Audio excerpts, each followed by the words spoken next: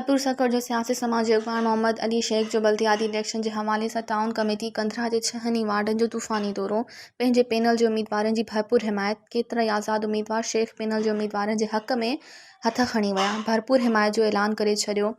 इन खां पोइ शेख ग्रुप वधीक मज़बूत थी वियो खटण जा इम्कान वधी विया। इंशाअल्लाह असां बल्दियाती इलेक्शन खटंदासीं टाउन चेयरमैन असांजो हूंदो ऐं कंदरा के एक मॉडल टाउन ठाहींदासीं। हितां जी अवाम अॻु बि असांजी हिमायत कई ऐं हाणे बि असांजी हिमायत कंदो।